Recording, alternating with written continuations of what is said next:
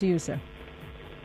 Good afternoon. Point of correction. AIG Abutu Yaro FDC retired AIG. Retired AIG. Oh my God. 13 Awka. Okay. I missed the retired part. Yes. All right. Thank you very much for that correction. Noted now. Thank you. All right. So, well, of course, it's very, very important, being accountable in any profession, especially when it comes to law enforcement, where the officers have the authority to use force and also make critical decisions. All right. So there's been a particular issue here in Rivers State where the police command is being asked to reveal the identity of a particular police officer who killed a man. And a lot of people are calling out for the force to name this particular police officer. Now, before now, we've seen situations where police officers who err, all right, or who go out of course are paraded, okay? And I think I can remember even a particular story. I think this happened whether in Lagos or so, where a police officer shot at someone at a viewing center. The man died. We all saw his picture.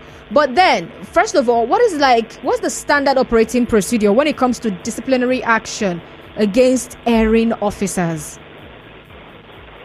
The standard SOP, the standard operational procedure requires that in any circumstance of police infractions, police conduct internal inquiries, and after the completion of internal inquiries, when culpability is established, then administrative disciplinary processes, which comes in form of ordinary trial, which is like an administrative court, is instituted, and the erring police officer will undergo trials.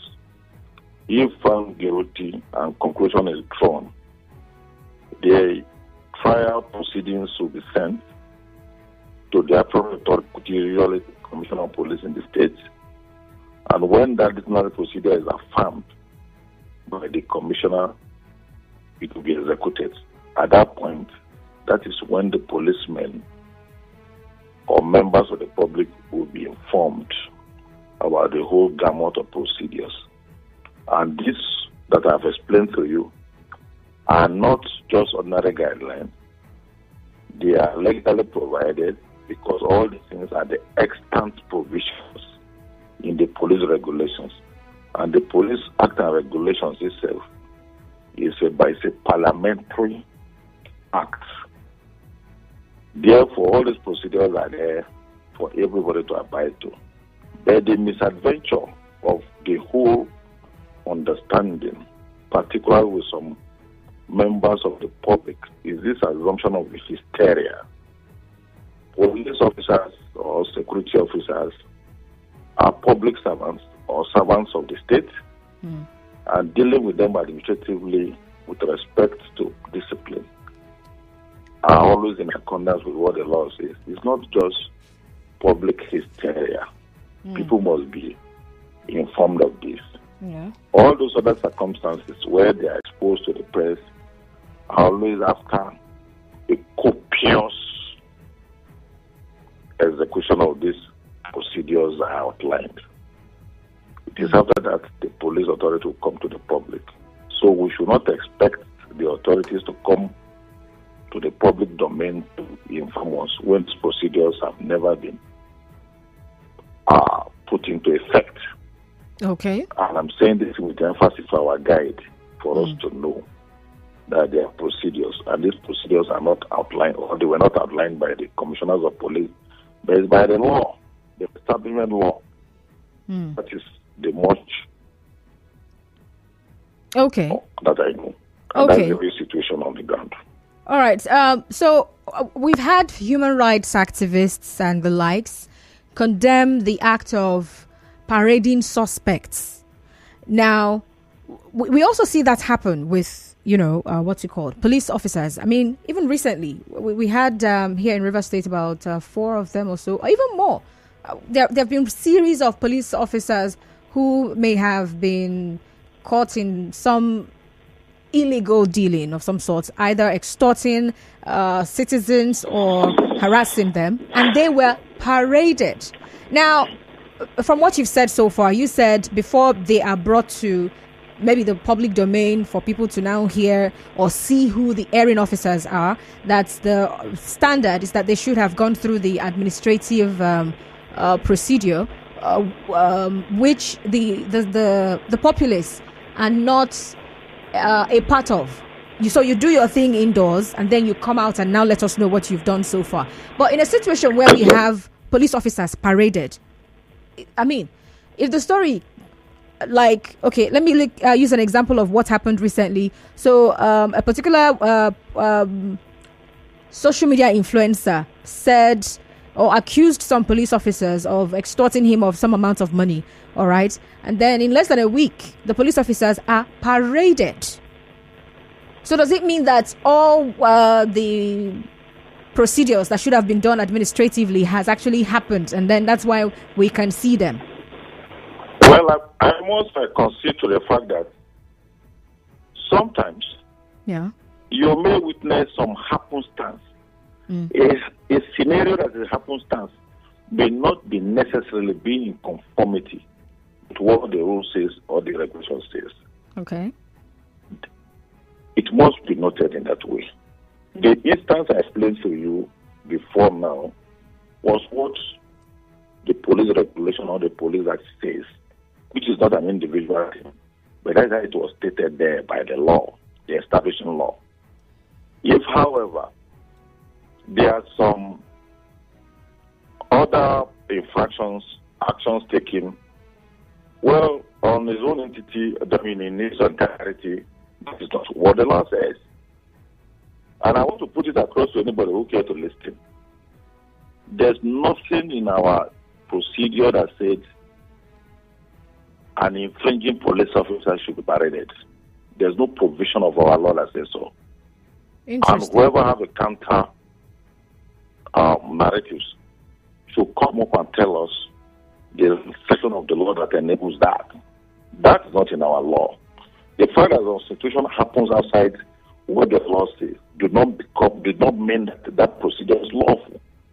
But as leaders and as persons in authority, we should be able to espouse and emphasize what the law says. It's just like on our streets, sometimes you see people carrying out mob action extrajudicially, killing suspects. There's nothing allowed in our law, of course. But that does not mean it doesn't happen. So the same interpretation is applicable to what you have just said. But with the provision to our law, there's nothing like parading anybody. And anybody who believes that what I've said is not the fact, you should cite the law for the public to be guided. Because you cannot continue with such gullibility. All right, let's go on a quick commercial break. We'll be right back and then we'll continue the conversation. Please stay on the line, sir. Thank you. All right. You.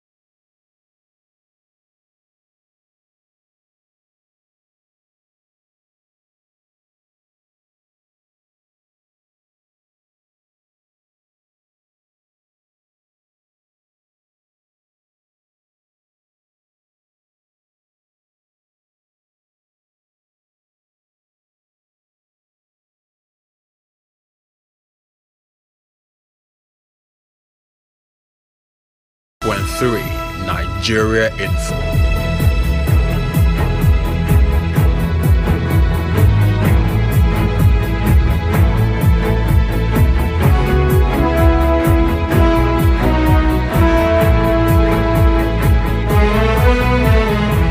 All right, welcome back now. So yes, we're still discussing the standard operating or operational procedure when it comes to disciplinary measures for erring police officers, and retired AIG Abutu Yaro is on the telephone joining us for this conversation. Now, just to give you a background to why we're having this conversation, right? Now, the call for the Rivers State Police Command to reveal the identity of the officer who killed Alafo Ropitaside in Elekahia, Port Harcourt, has intensified. A civil rights crusader, Omenazu Jackson, says hiding the identity of the officer can be likened to aiding and abetting crime. Now, he told our correspondents that the police must be open. And then another person who spoke concerning this, a human rights advocate, Charles Jaja, he tells our correspondent, Emeko Tuka, that revealing the officer's name will boost public trust in the ongoing police investigation. Now, just a reminder here, on Tuesday this week, the Commissioner of Police, Nwonyemeka, said the command had dismissed the police officer who shot and killed Mr. Alafo Ropitaside at a bar in Elekahia. And so, here we are asking, what is the normal procedure with regards to disciplinary measures for erring officers? If before now, some officers who did one or two things that were not in accordance with the law were paraded. I even have a story here. Officers were paraded for extorting a social media influencer in Port Harcourt. Now, if some of them were paraded, why is this particular person not paraded? Why is his name, his picture not in the public domain? And so I'm asking you, who is the citizen, the civilian who doesn't understand the workings of the police, my question to you is, why should they even name this guy? Why? Why should the police name him? What do you think it would do for you or do for the society?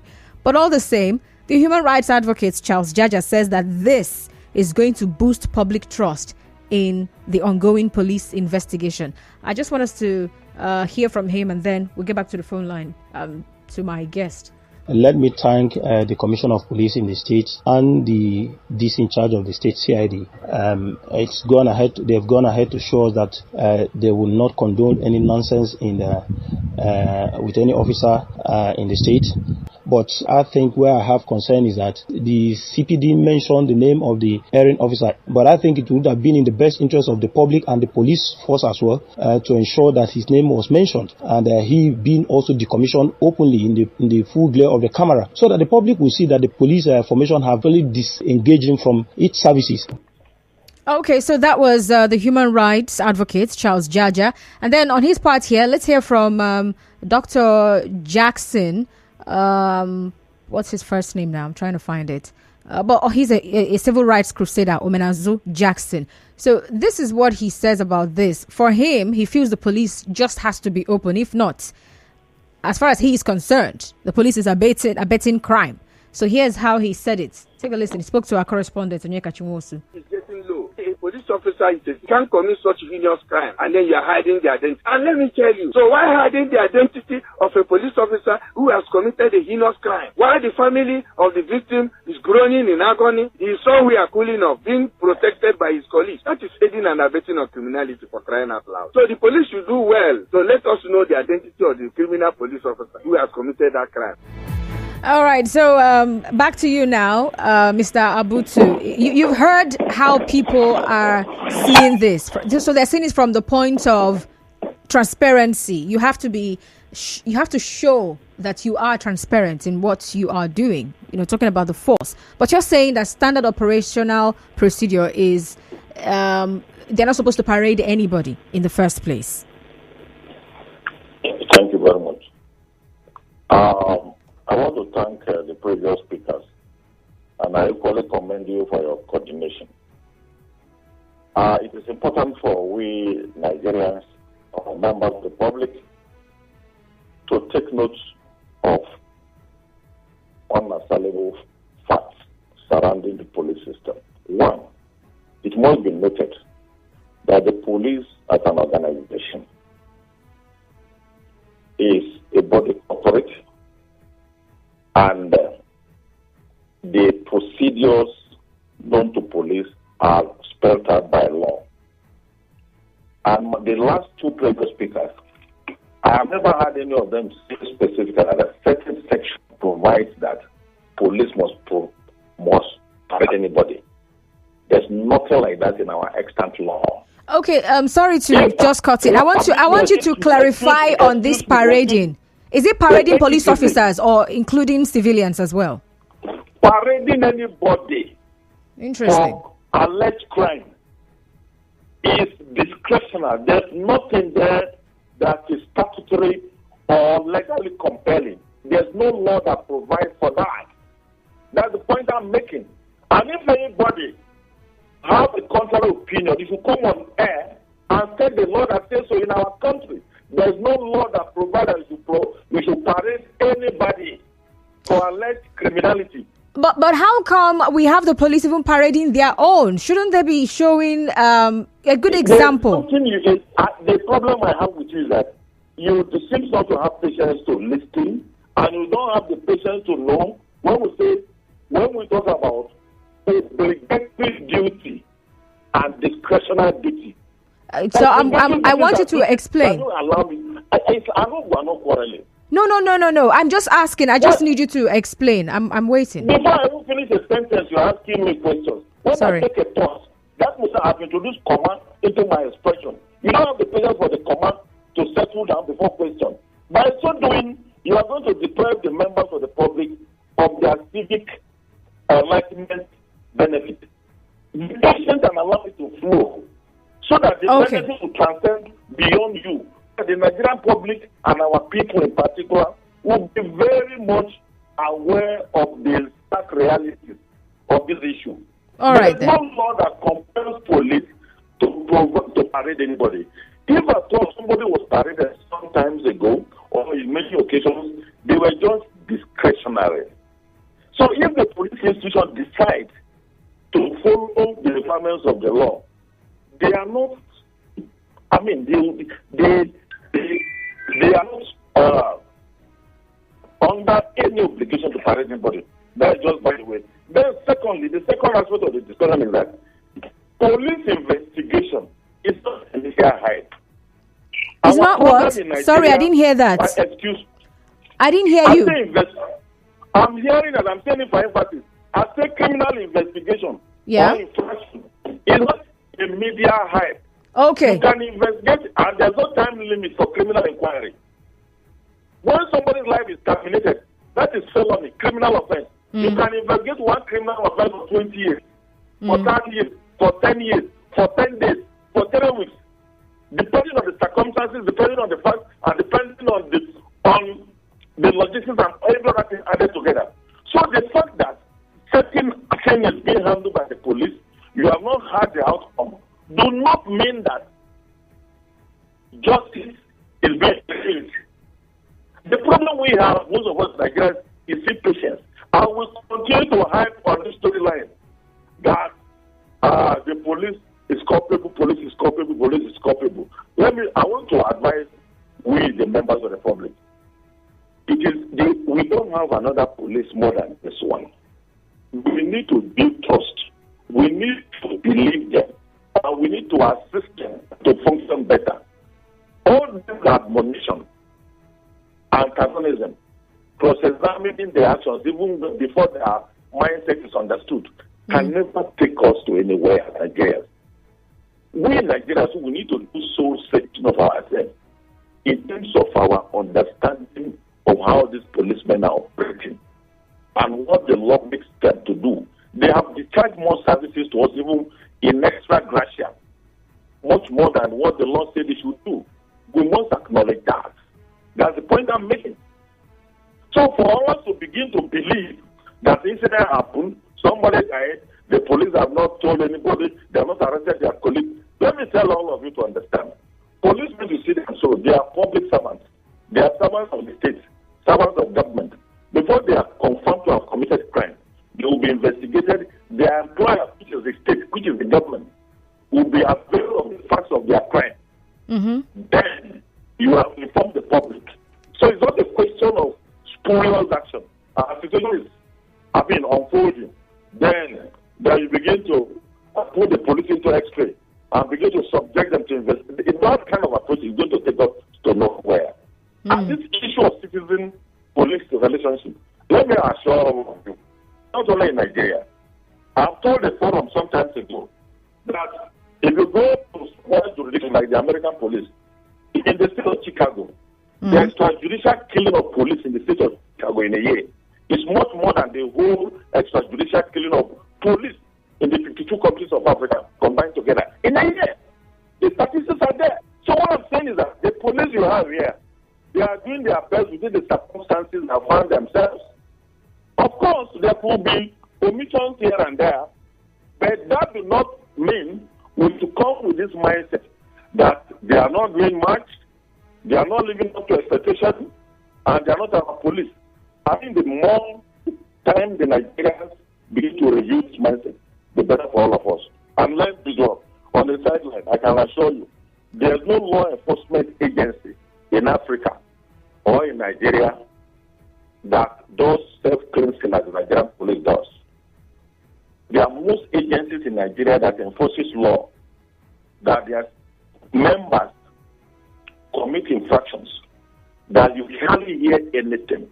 The Nigerian police can top best among law enforcement entities in Africa that actually do self-cleansing and bring their erring members to justice without any other person. These facts are very high. We have to have some level of understanding. Of course, we are not saying we are the best, but we are a work in progress. And I believe that in the days ahead, you'll be better off. We are all going to be better off. Okay. So now you've landed. And here's my next question. We have a couple of questions for you, actually. People are sending messages. But then, right, although you say that even though it's not, you say it's not a media jamboree now, when officers err and perhaps are paraded like some of the ones we've seen here in Rivers State or elsewhere, sometimes people don't get to hear the end of the case, what happens after.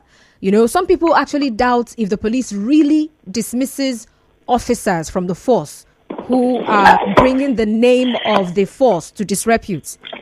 I thank you for that. There's one thing I want to remind you. Yeah.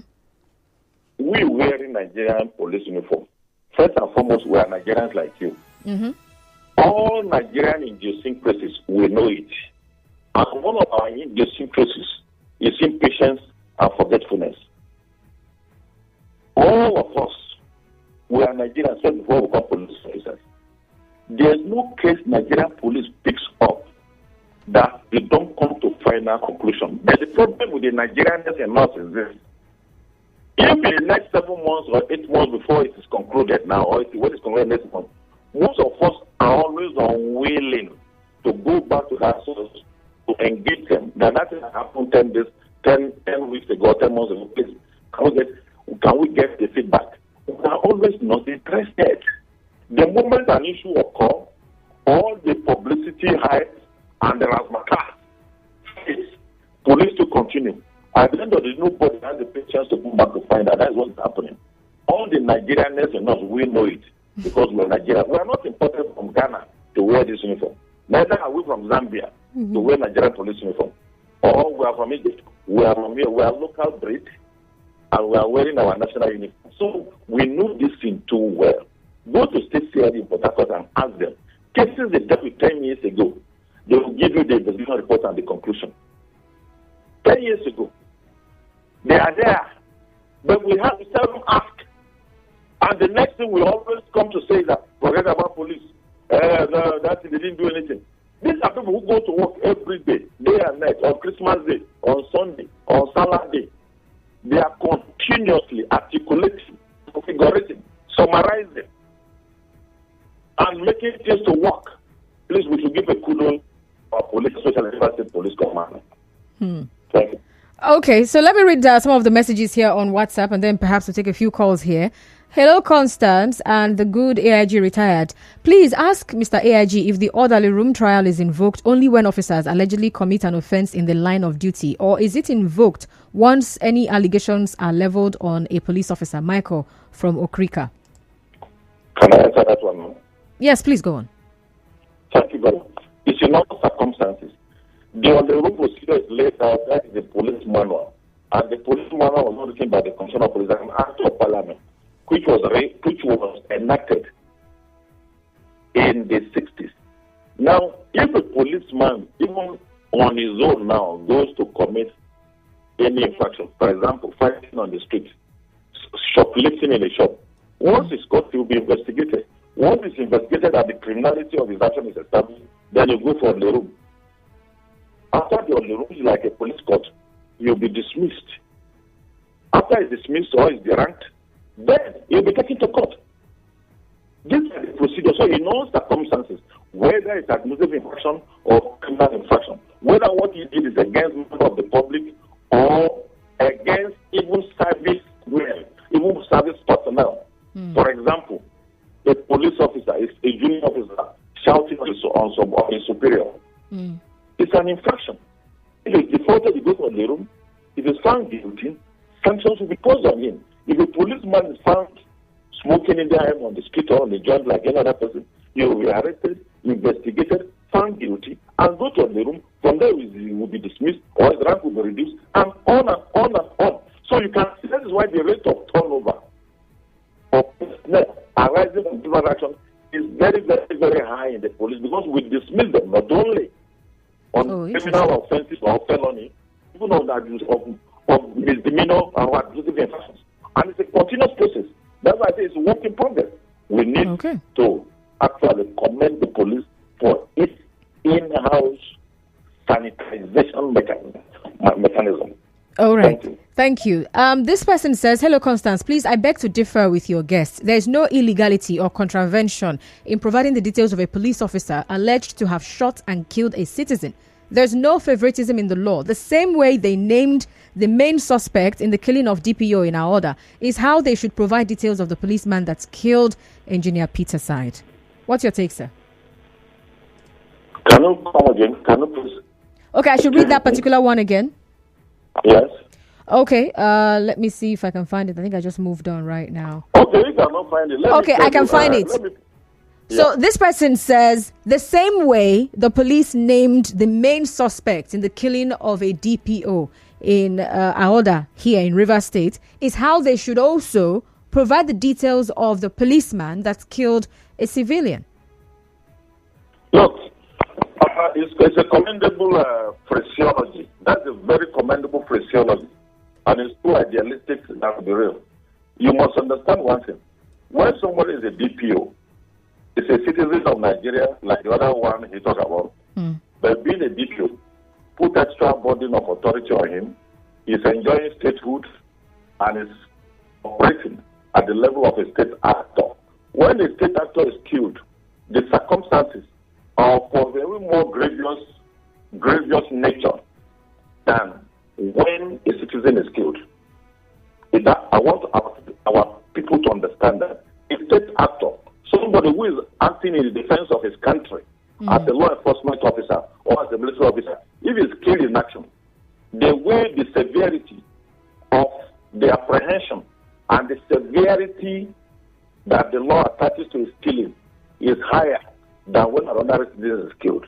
That must be understood. Because killing DPO or holder is killing Nigeria as a country. It's different from killing a private citizen.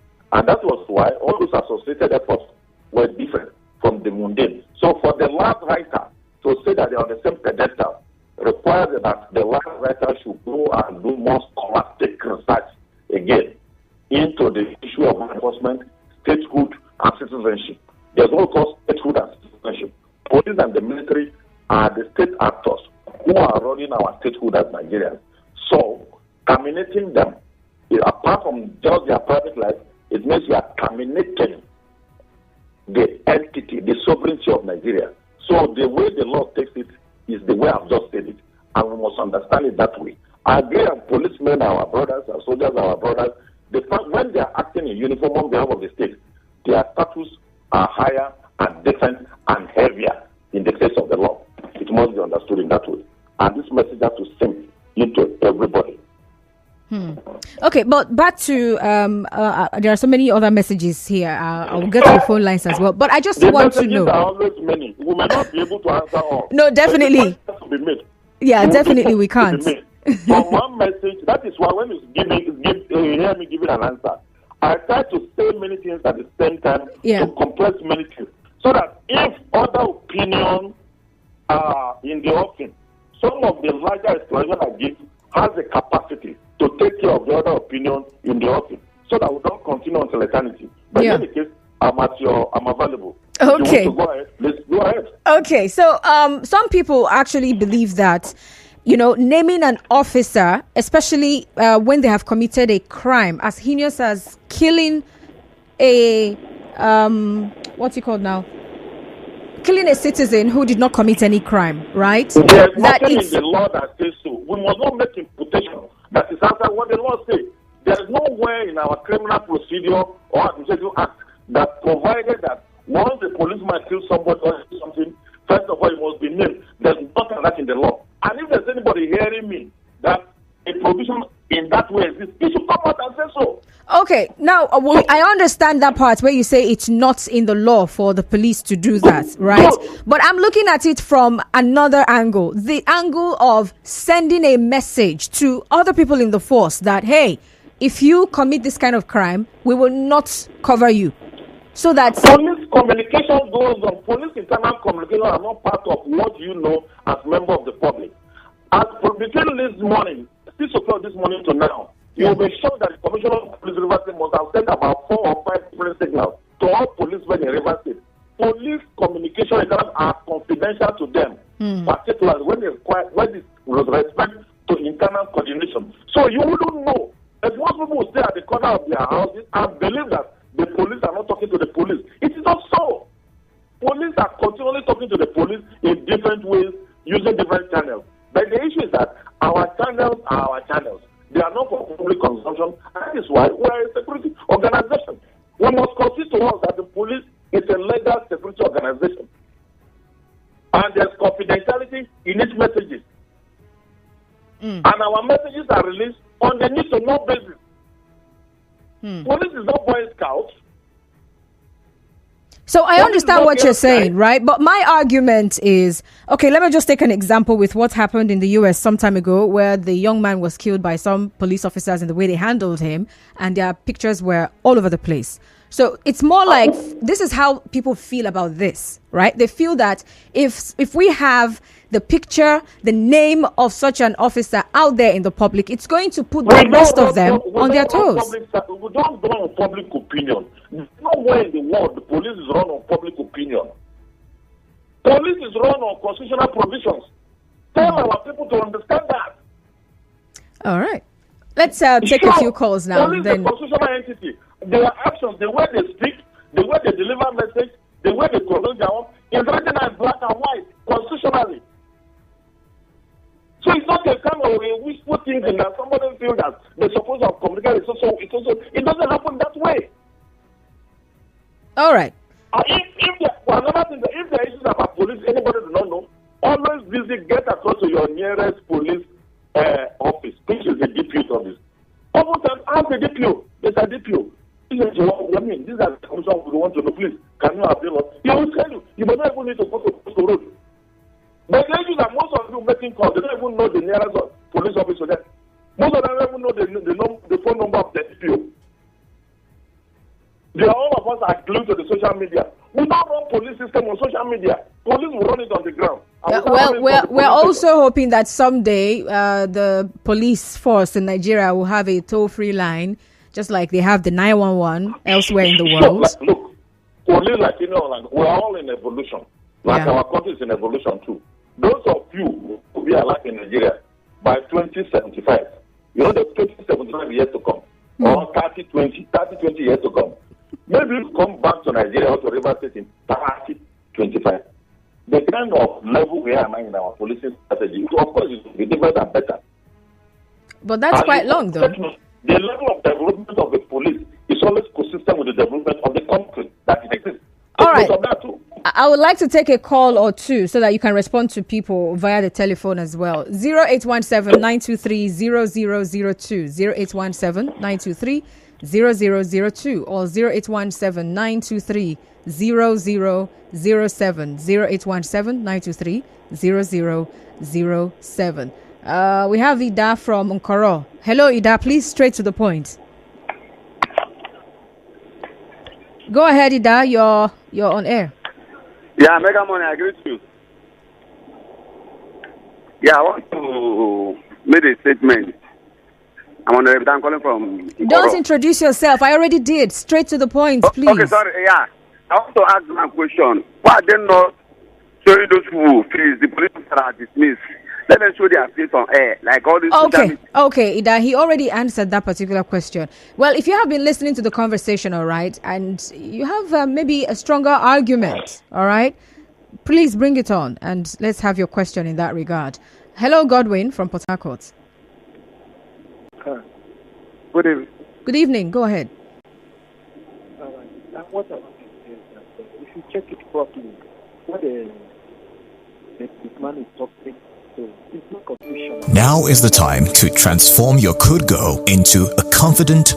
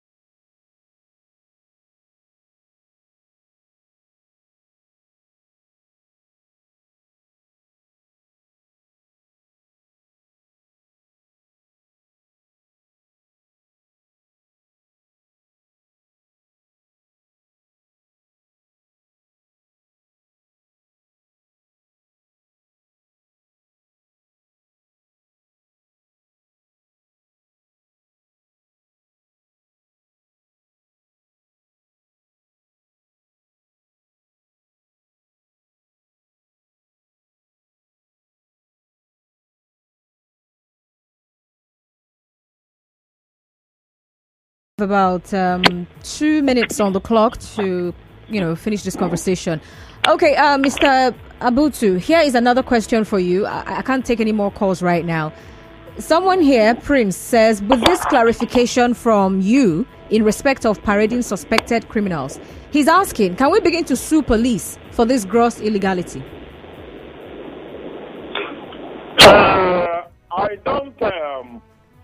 I do not encourage that in the sense that in the performance of their duty, police may create an atmosphere of civic education on criminality. Police have a duty to prevent crime by conducting awareness programs, educational information, analyzing behavior symptomatic to criminals, so that the society will be safe and members of the public will learn. All those actions are that is the one in the Nigerian language, sometimes you people call it parading. Apparently, what they are doing is criminal enlightenment of the society as part of crime prevention. Like when they have suspects right there?